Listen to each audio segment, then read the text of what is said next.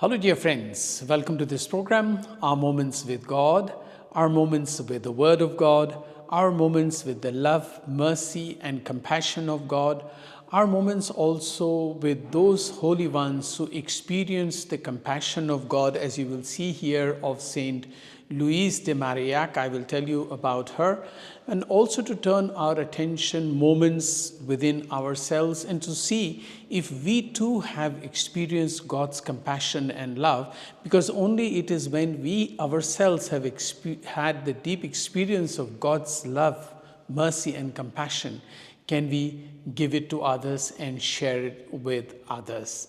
And I invite you, before I go to the life of Saint Louise de Marillac, to share the videos with others and to ask your friends and families and groups also to subscribe to the channel. Yes, today on the 9th of May, the church celebrates the feast of Saint Louise de Marillac. Yes, this is a painting of Saint Louise de Marillac, who was born in Paris in 1591.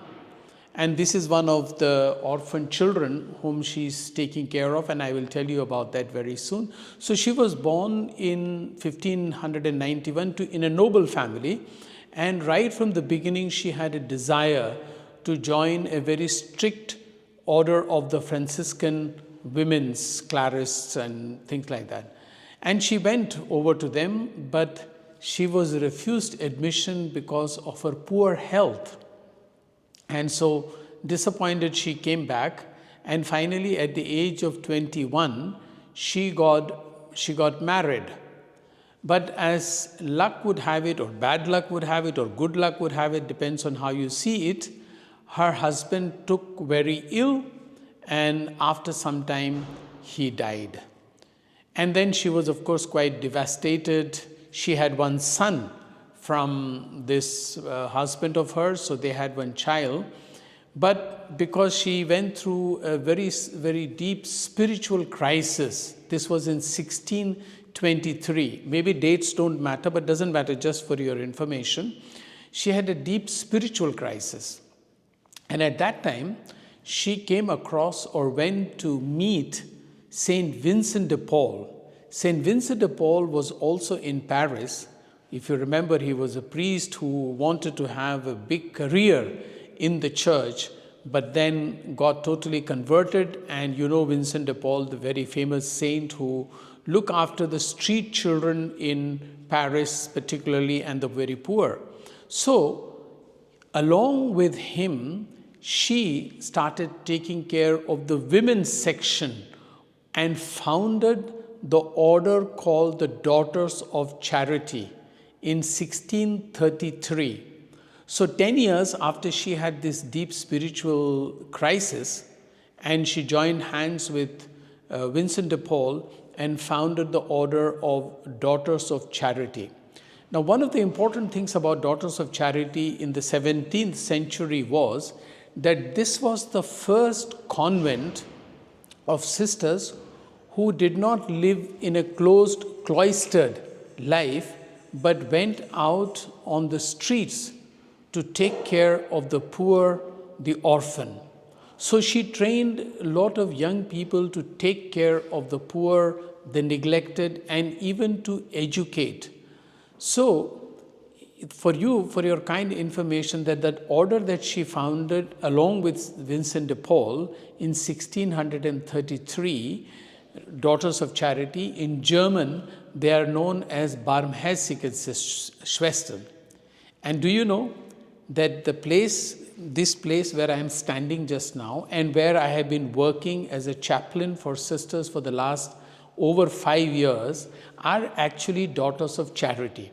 So here in this convent, we are having already for the last 9 days daily novenas. And the altar in the church is very beautifully decorated, and on Saturday, we are celebrating this great feast.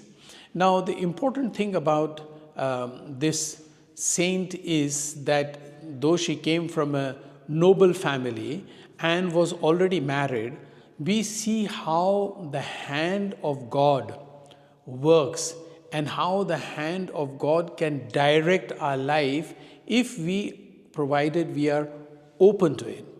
God opens the way for us. So that's why I said, whether it is good luck or bad luck that her husband died. Yes, the death of her husband and left alone with her son, it would certainly have been a very difficult life. But she carried on with that life and found a new way of relating to God. Somebody else would have been disappointed with God. I know there are some people who simply give up their faith in God when they meet such tragic incidents in their life, questioning, why did God do this to me? Why did God take away my happiness by taking away my husband? That is one way of asking. It is good to ask God. It is good to communicate with God our disappointments, our sorrows. But if we are open to God, God also leads us to go out of our own cocoon, to go out of our own inner sad rooms to share compassion of God. She experienced that compassion of God, which I mention every day in the beginning of my program, that let us spend our moments with God's love, forgiveness, and compassion and mercy. Yes, these are daughters of charity. Barmherzigan sisters can be also known as mercy sisters.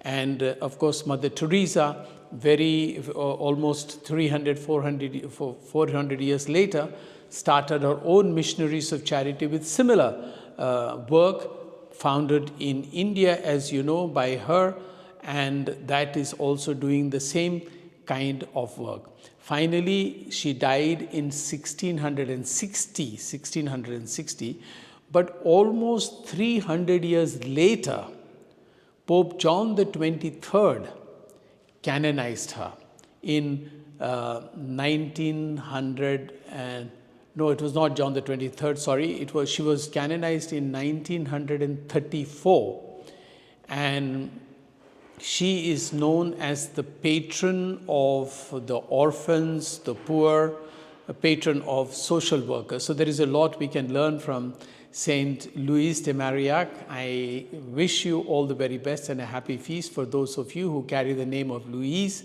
or are belonging to the Daughters of Charity. And please ask your friends to subscribe to the channel. Thank you.